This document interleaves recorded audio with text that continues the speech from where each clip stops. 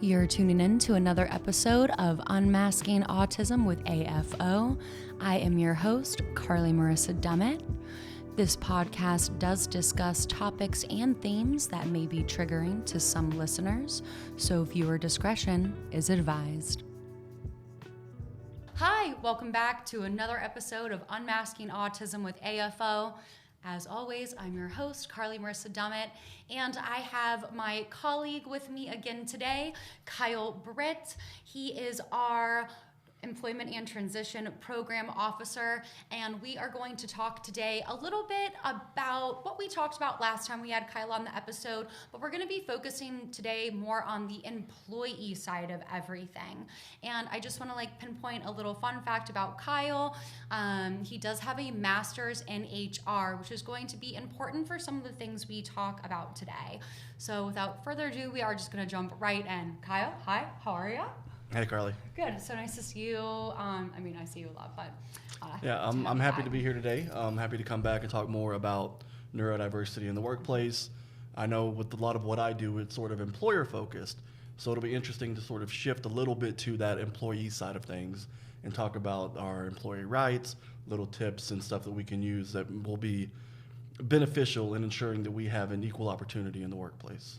Yeah, so for those who don't know, before we jump into that, can you tell everybody a little bit more about what do you do at AFO? Yeah, absolutely. So my primary focus is delivering trainings on neurodiversity in the workplace to employers. We talk about a number of things in the trainings. The module 1 is kind of what we've called Neurodiversity 101. It's basically that beginner introduction into understanding autism. How do we ask employers to hire people with autism if they don't know what that is? There are still a lot of myths and misconceptions and stigma related to autism and IDD that create barriers for people with autism and IDD in the workplace. So one of the first things we wanted to do is talk about what is autism. Also, I always say, more importantly, what it's not. Yeah. Again, addressing some of those myths and misconceptions. We talk about autism demographics.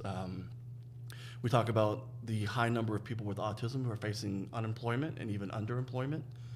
And then we talk about things like common traits, characteristics, behaviors. We talk about systems and processes that are created in the workplace that make it a bit more challenging for people who are neurodivergent. And then we talk about things that the employer can do to make the workplace more inclusive, more accommodating, more accessible. Everything from the language that we use in our job postings to how we interview all individuals, our onboarding processes, so on and so forth. Yeah, and so LEAD is really, tailored towards employers, like you said, but today we're going to talk about workplace accommodations more for the employee. As you know, I did go into a couple of Facebook groups that I'm a part of for autistic adults and sort of just ask the question to my fellow autistic adults, what are some things that that employers can do to be more accommodating? And I had a couple of conversations with autistic individuals, and I shared those with you so that we could have this conversation. I know that I am lucky in the sense that I am an autistic adult that is employed full-time and gets, income for full-time employment. And I also work for an autism organization. So I understand and recognize the privilege that I have for my job. But one of the things that I really want to discuss for our viewers is how can employers truly be accommodating and inclusive? And I don't just mean employers that you train about LEAD, I mean any employer. How can they do that? The first step to being, accommodating and inclusive is wanting to be accommodating. It's wanting to be inclusive. And I think it really starts with getting an education on what we're wanting to be inclusive of.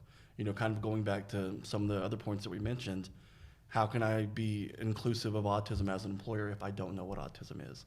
How can I be inclusive of intellectual and developmentally disabled individuals and their talent and their abilities to succeed in my workplace if I don't first understand IDD? So the first step in being accommodating and being inclusive, I'd say for employers, is to familiarize yourself with autism, familiarize yourself with IDT. Like the lead training, it doesn't have to be lead, but reach out and learn about autism and IDT, and examine your workplace. Find the areas in which you are not being inclusive, in which you are not being accommodating. An example that I often bring up is the language in our job postings. And we know that individuals with autism will process differently, may take things literally, for example, or whatever. So I bring up language in the job postings, and I always use the example of excellent computer skills. When we see excellent computer skills, what are we asking of our employees? We want to know if they can familiar with Microsoft suites, if they know how to use Outlook, if they can create a PowerPoint, they know how to slightly operate Excel. But for someone with autism, they may interpret that as something else. What are excellent computer skills? Are you asking me if I can build you a website from scratch? Are you asking me if I know how to code?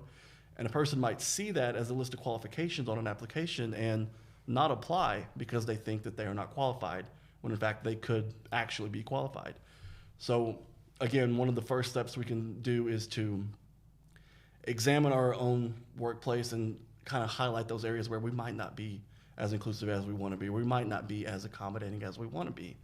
Like the job postings that we mentioned, and then our interview process.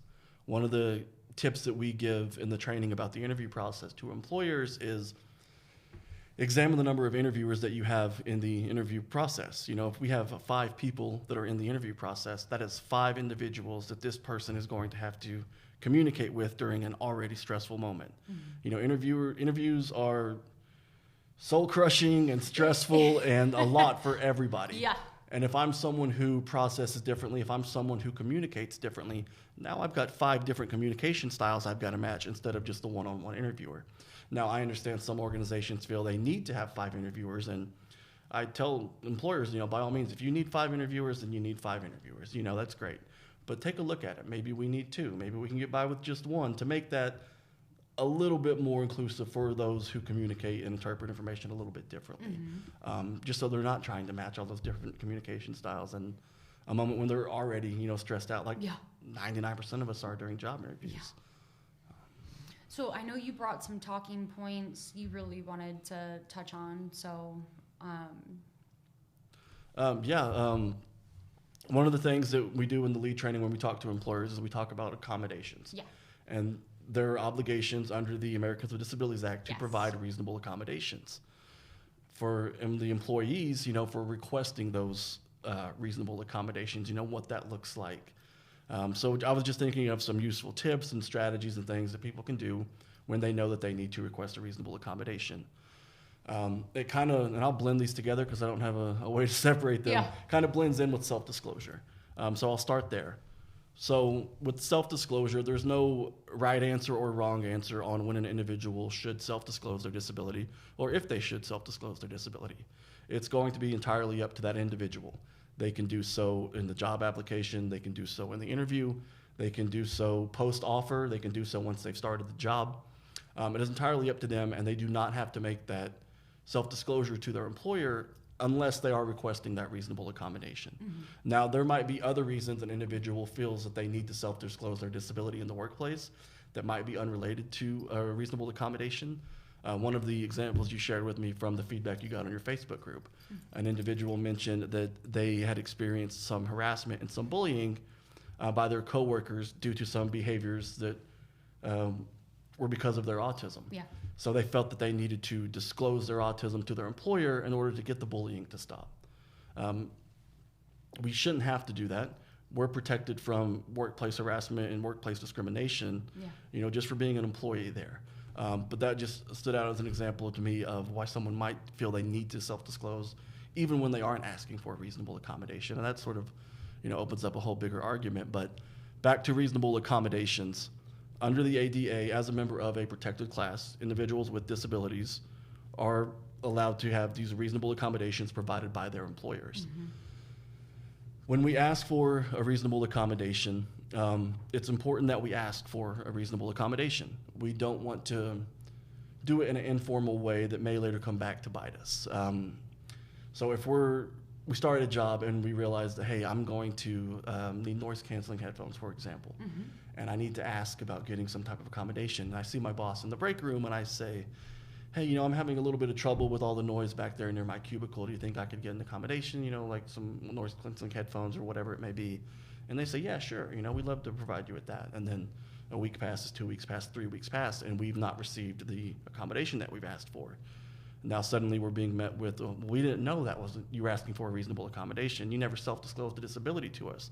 We didn't know that was what you were actually asking for. So we can be specific, we can be proactive and intentional when we're asking for those reasonable accommodations. There's not a magic phrase or anything that we need to say, but we can say, hey, I'm self-disclosing my disability. I would like a reasonable accommodation. And ideally, we would like to have an idea of what that reasonable accommodation will look like, at least initially, and we don't have to be correct. We can be wrong about what we think is going to work for us, and we can meet with our employer, at a later time to say, hey, you know what, I was wrong about the noise-canceling headphones. It turns out they're not helping as much as I thought, and then work together in that interactive process to come up with an accommodation that is going to work best. Okay.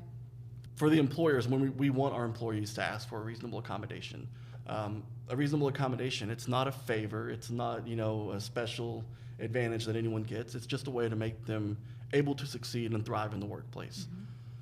So when we want our employees to ask for these reasonable accommodations, we want to create an environment that lets them know that, hey, it's okay to ask for a reasonable accommodation. We encourage you to ask for a reasonable accommodation. We can do that, by training our staff. Training's likely, like we mentioned. Someone had shared with me something they were going through at their workplace. It was an employee that they had who was a larger individual, and they could not fit comfortably in the chair that was provided to them. Okay. And they had asked for a simple accommodation to have a chair that was bigger that they could comfortably fit in to do their job. HR told them no. They told them that they would need to get medical documentation to show that this was a required accommodation, which they are allowed to do, but why would you do that as an employer?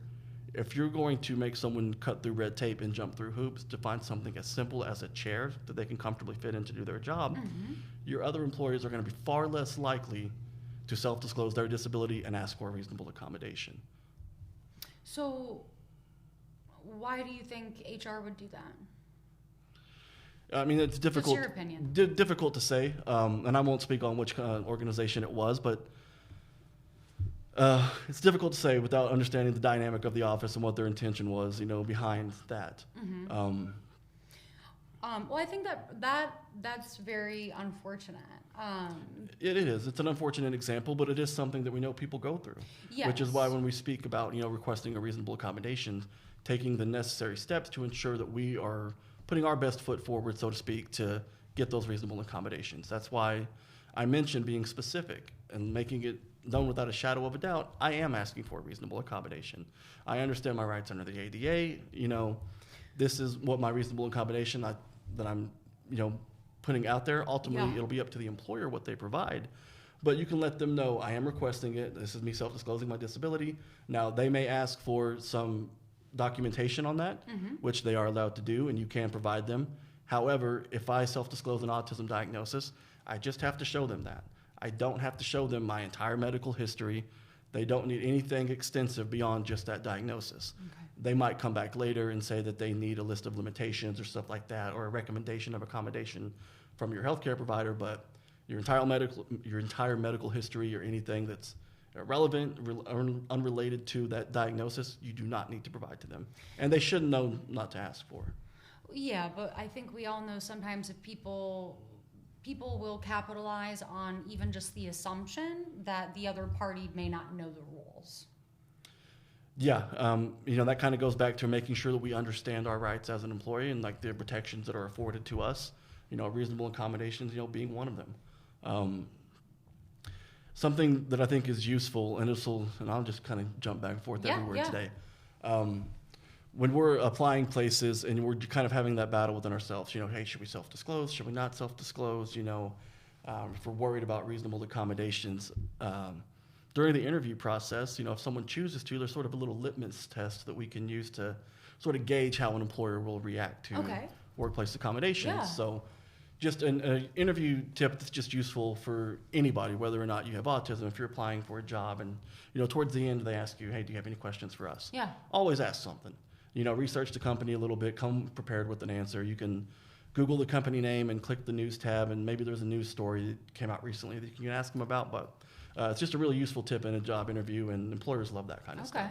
But it also provides us an opportunity to sort of ask a question, if we choose to, that might tell us a little bit more about how they handle workplace accommodations. So we can say, yes, I would like to know more about your workplace accommodations. What is the process for that?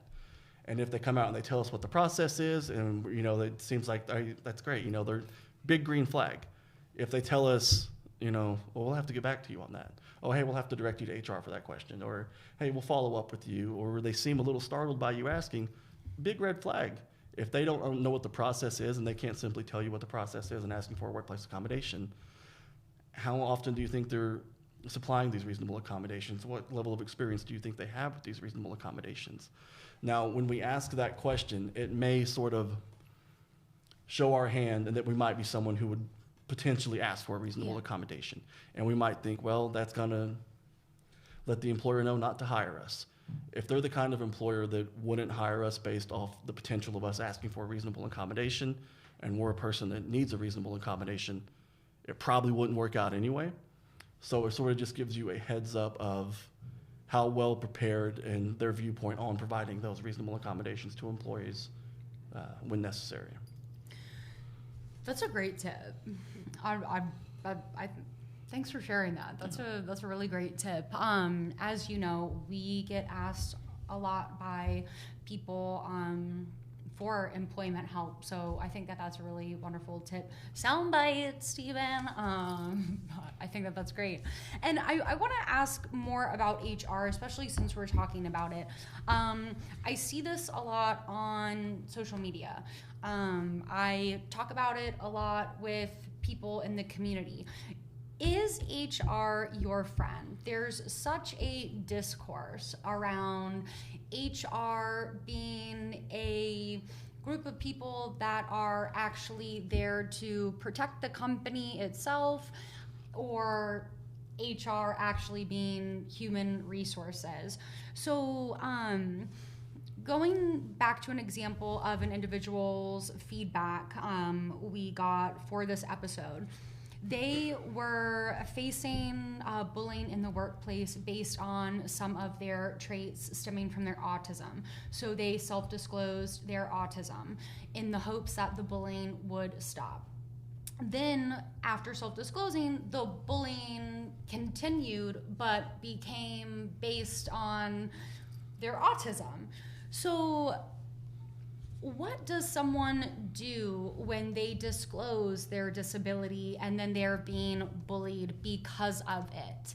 And when they then talk to HR or their employer and then they feel that they're being retaliated against because of their disability, what do we do? How do we navigate that? What are our rights as an employee? And is HR our friend?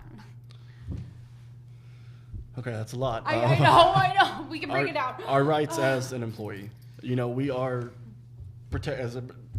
someone with a disability is a member of a protected class under the ADA. So they have, the right to employment and all of that stuff. Mm-hmm. They cannot be fired because of a disability. They cannot be harassed or bullied because of a disability. They cannot be denied, promotional opportunities or opportunities for professional development because of a disability. They cannot be reassigned to a lesser role or even a less favorable role within the organization. They cannot be, given less pay. But in the scenario that you're talking about, this individual had experienced this bullying. They chose to self-disclose in an effort to stop the bullying, and it ended up not working. They've expressed this with their management team or their supervisors. They've talked with HR about it, and it's simply just not working out. They've exhausted all avenues available to them. That is a point, and I won't pretend to give any legal advice here, but that is a point when it might need to be escalated. Yeah. If your rights have clearly been violated, the protections afforded to you have clearly been violated, you can reach out to the Equal Employment Opportunity Commission. Okay. Check up on labor laws in the state that you're in. But that would be a good starting point. If you've exhausted every other opportunity in your organization and you're being, you're still being discriminated against, still being bullied, still being harassed by not just your coworkers, but your management and the HR, and Is HR on your side or is HR your friend? There's the expression, that HR is there to protect the company, not the employee. I think you'll have good HR individuals and you'll have ones that aren't as good. There are certain horror stories that you hear related to HR, and we've talked about a number of them, and it kind of gives you the idea that HR isn't there to protect me, that HR isn't there to help me. And we've done a lot in terms of advocacy for people with disability in the workplace, but there's still a lot of work to do. There's still a lot of stigma to overcome, a lot of education that needs to take place. I won't come out and paint in broad strokes or in big generalizing statements. Take a look at the workplace culture for advice for employees. Take a look at the workplace culture of the company that you're in. Go back to the example of the not providing the chair that the employee could fit in. Mm-hmm. I'd be pretty skeptical of that HR team. I certainly wouldn't feel like they had my best interest in mind. Mm-hmm. We talk about reasonable accommodations. It's not a favor. You're not asking HR to do you a favor, so it shouldn't matter if they're your friend. You're just asking for what is legally afforded to you to be provided under the ADA. So, it's not a favor, it's not a gift, it's not any kind of special treatment. So whether or not they're our friends shouldn't matter. It should just matter that they're upholding what they're responsible to uphold. Obviously, we'll run into issues or in situations where HR doesn't do their job as effectively as they should, or they don't operate in a way that is, for lack of a better word, nice. And in those cases, we may have to escalate and, reach out to the EEOC. But yeah, I know people have strong opinions on HR, whether or not they're our friend or whether they're to protect the company or whether they're to protect us as employees.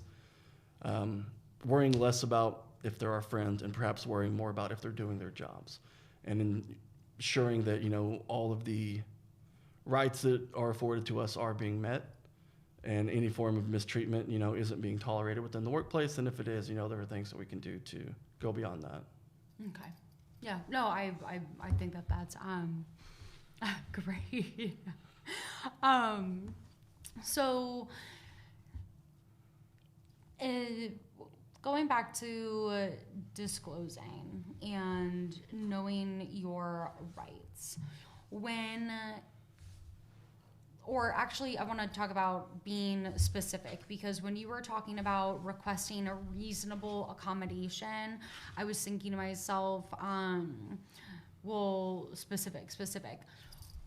Do you think that when an employee is ready to request a reasonable accommodation, should it be done in writing? Yes, absolutely. Okay, yeah.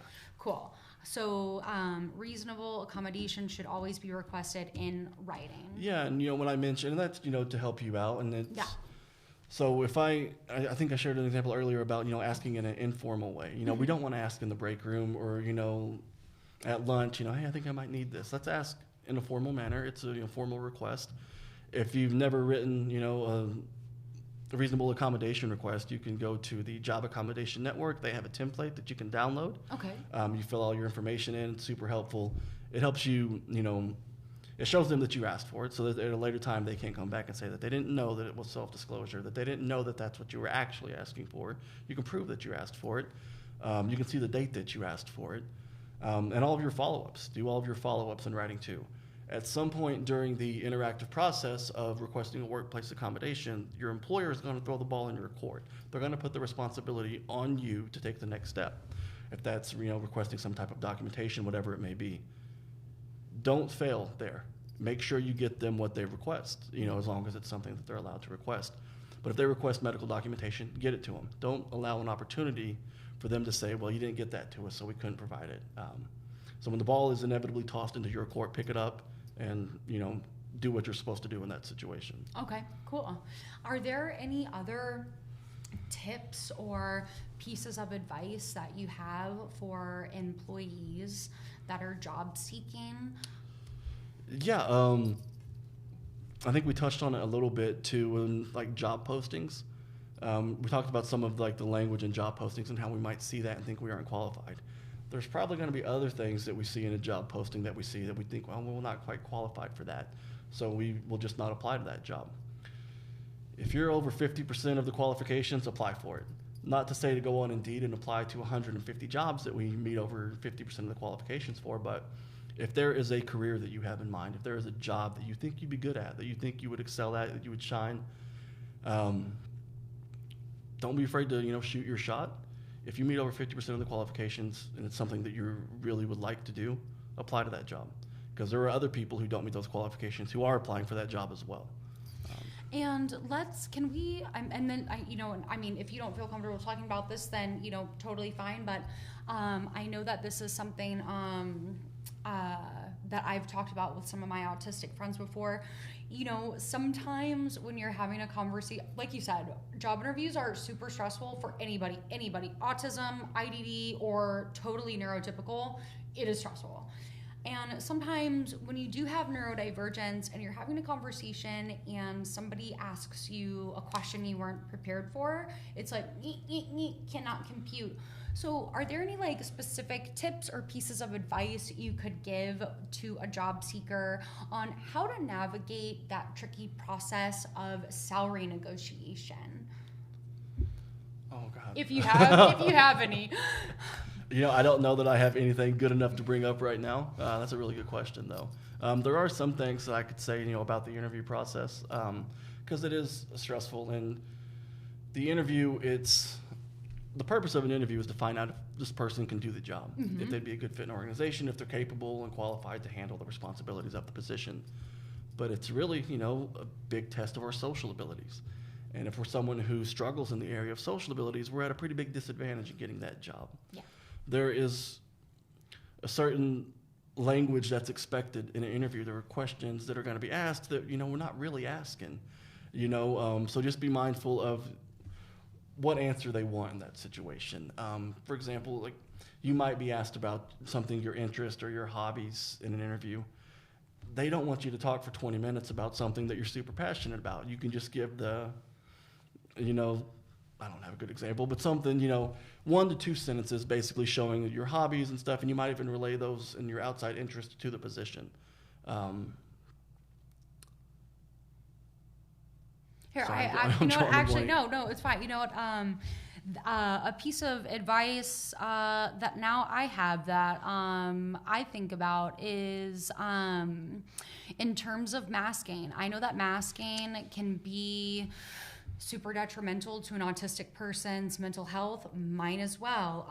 But a way that I feel I do better in social situations and have learned to mimic and assimilate better is I pick a person, whether it be someone I know or a celebrity or something that I really admire, and I try to slip into their personality before a big thing like an interview or when I go on the news or something like that, and that just sort of helps me feel, I don't know, masking is like acting to me. So if I feel like I get out of my own head and into someone else's, so I don't know if masking can work like that for anybody else, but it does help me when I have to do certain things. So maybe that could help you in a job interview because they are super daunting. And they help me not to stutter, which is what I do when I can get overwhelmed. But I think you're right. Keeping it a sentence or two is totally, I know I've rambled on in job interviews and have not gotten those jobs before. Yeah. And you mentioned, finding those ways to be confident in our abilities. And, remember, we're not asking for favors. We're not asking for charities or handouts. You're there in that interview because they saw your resume, they saw your application, and they believe you might be a person that's qualified to do that job. Enter that job interview with that same level of confidence and understanding that I can do this job. I'm not asking for any kind of special favor here. I'm here to showcase my abilities that, they believe that I might have based on my application, based off my resume. And also, something we haven't touched on that I do think is important. I see a lot of the time, and I also agree with this, I don't know what you think, but when you're in an interview, the potential employee is also interviewing the employer. It's not just, does the employer want me to work for them? It's also, do I want to work for this employer? Because like you said, if you were to ask them at the end, what are your accommodation what's your accommodation process? And they're like, well, actually, we may have to, why would you want to work for that company? Keep that in mind throughout the whole interview, right? Like if the employer is not someone, or you know what I mean? Like whoever's interviewing you, if that's not someone you think you would want to work for, right? Why would you want to work for that company? Yeah, I mean, there's certain things we can look for, and you're right. We are interviewing the company. That's why we have the opportunity to ask questions ourselves. And, ideally, we'd love to be able to pick and choose what company is going to be a great fit for us. But I also know there are people who have been trying and trying and trying to, get that full-time employment. And so we want to take the opportunities that are given to us. So I understand ignoring some red flags when they jump out at us if it means an opportunity for employment. But you do bring up a great point. If the employer is showing us that it's not going to be a good fit, it might be something that we seriously have to consider, before accepting any offer or moving forward with the interview and the rest of all that. Yeah. So I guess I do want to transition a little bit to talking to employers, I guess, but also just something that I think could be interesting for autistic neurodivergent people listening. Take these statistics with you into a job interview. Put them in your head and let them be, pieces of information to make you feel more self-confident. I know they make me feel that way. I know that there are things that you talk about when you're training. But there are actually, hardcore statistics that are coming out. People are conducting research. Such as, companies that have a pool of autistic and neurodiverse employees, they have found on average, they have a 28% higher revenue, twice the net income, and a 30% higher economic profit margin compared to other companies. So when you're doing your training, is this something that you try to also hone in on when you're, trying to get employers interested in having a neurodiverse workspace? And how, like how are you gauging their interest, I guess? Yeah, absolutely. One of probably the central focus of the training is on the benefits of neurodiversity. Something that we talk about when we do the lead training is that the benefit is twofold. There is the benefit to the job seeker, to the employee, and that they get that employment, they get that income, and that means I could go on and on about what that can mean for someone. Then also the benefit to the employer. They're getting a good employee. They're getting a qualified employee. They're getting a talented employee, a dedicated, passionate employee. So for the job seekers, keep that in mind that, you are just as much of a benefit to the organization as they are to you. Mm-hmm. But we do focus on the benefits of, neurodiversity in the workplace. These different approaches to thinking, the many, many different things that diversity can bring to an organization. One of the big ones with, neurodiverse employees is job retention. Mm-hmm. Your neurodiverse hire is more than likely going to stick around. The retention rate is upward of 90% for people with autism and IDD. You also, gain that favorable public opinion of your business. If you're a company who's going to open up your doors to being more inclusive of those with autism, more inclusive of those with intellectual or developmental disabilities, you gain favorable public opinion of that businesses. I believe research has shown that consumers are 4 times more likely to defend companies from public criticism when they have that favorable public opinion of their business. Yeah, no, it's true.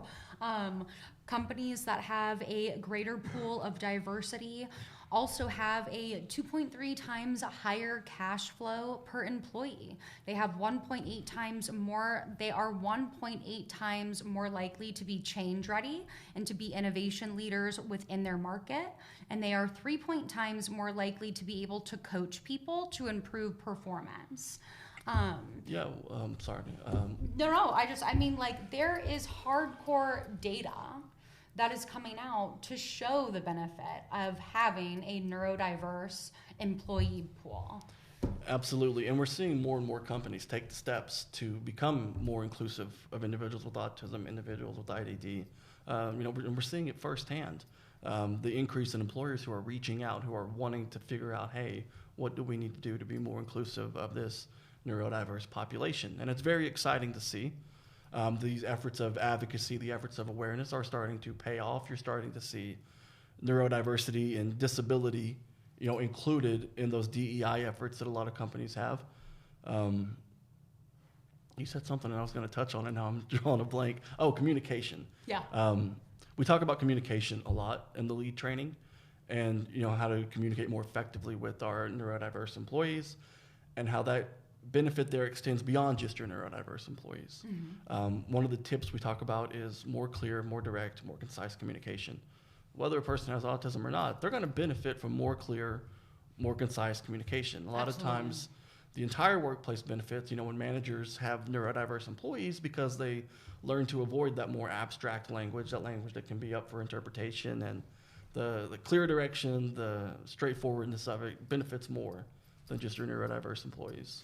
No, absolutely. I think we can even, relate it to how, research shows that, children, the mixing of children that are not in special ed with children who are in special ed, it benefits both groups of children.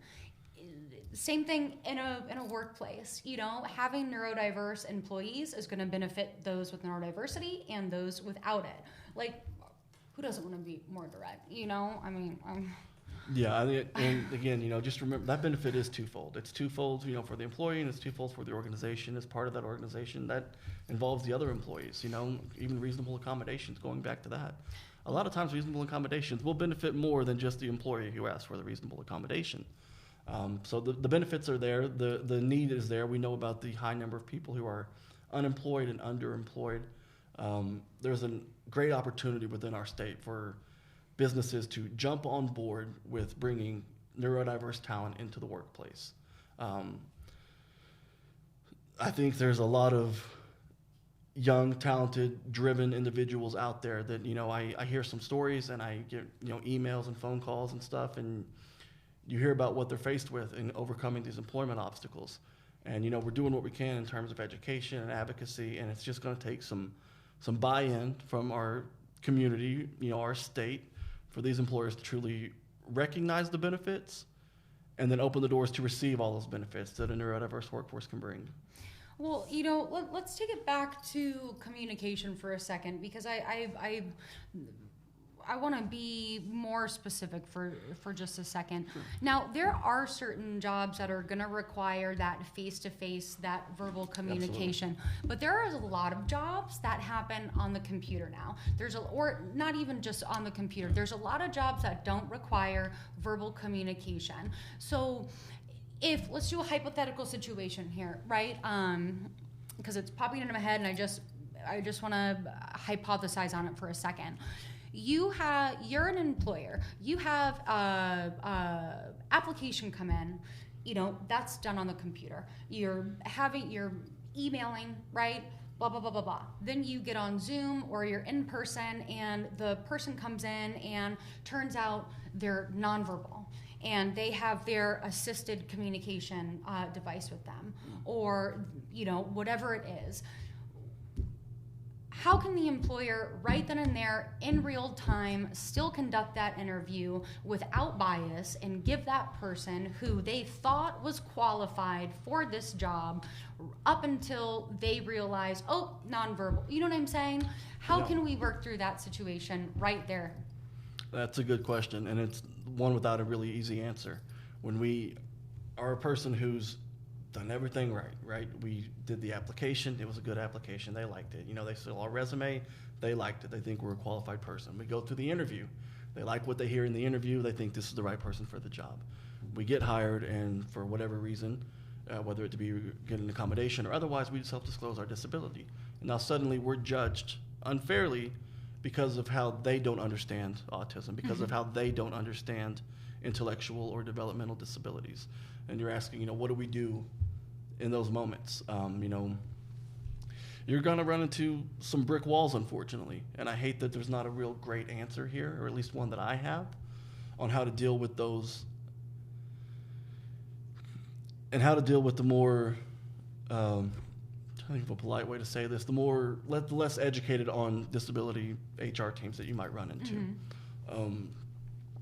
Because for the individual, for the job seeker, I was a perfectly fine candidate. I was a perfectly fine employee until you learned that I have autism. And now suddenly you question my ability to do this job. You question, my character in a sense, It's tough and it's soul crushing, and it feels pretty terrible, I imagine, for the individual. In working through that, I would exhaust all avenues through the company in trying to get that reasonable accommodation. It shouldn't have to be on our shoulders to educate everyone around us about disability. It shouldn't be on us to educate employers on their obligations under the ADA and what they're required to supply us as employees. But sometimes it is, and it's unfair. But we talked about the need to sometimes escalate situations, especially, once we've exhausted everything in the workplace with our management team, with HR. We climbed the ladder all the way up to the top, and we're still being discriminated against. We're still being treated unfairly in violation of the law. We may have to take additional measures and reach out to file a formal complaint. Completely agree. And, as an advocate, I would say to somebody in a situation like that, and I know we've talked about it before on this podcast. I know we talk about it a lot. I know a lot of people out there are constantly advocating for it. In terms of someone being nonverbal or minimally verbal, just because someone is nonverbal or chooses not to speak very much doesn't mean there's nothing happening inside their mind, doesn't mean they're not intelligent, doesn't mean they can't speak, doesn't mean they can't communicate. Most people nowadays, as most people know, we're communicating on our phones digitally anyways. There's a lot of ways now that people communicate that have nothing to do with words actually coming out of your mouth. There are a lot of technologies out there that help people who choose or do not speak verbally still communicate, and that's a stigma I really feel passionate about, is making sure that people know that just because somebody is nonverbal does not mean that they're not processing or thinking or highly intelligent and capable of doing all of the other things. So just always like to get up on my high horse when I can about that. And you're totally right. It shouldn't be all on the disabled person's shoulders to advocate for disability. And I think all of the things you've talked about today, we can put links for all of that in the description of the video, right? Surely, yeah. Cool. I'm going to hop on the train that you're on right about the nonverbal communication and all of that. Just because someone is nonverbal, like you said, doesn't mean that they cannot communicate. Now, it might be done a little differently than what is, quote unquote, acceptable in a neurotypical view. But it does not mean, like you said, that they're not processing, that they're not able to understand and take in what you're saying, and they're not able to communicate themselves. I often share an example with businesses in our lead training of a young lady I worked with years ago who was nonverbal and who needed an accommodation in the workplace. And the first place she worked failed to provide her an accommodation. She was wrote off, and I understand it's really easy to write somebody off. It takes a little bit more work to come up with an accommodation that can allow them to succeed in your workplace. But this particular business, they wrote her off, and they fired her. The reason that they gave was that she was too slow, was what they said.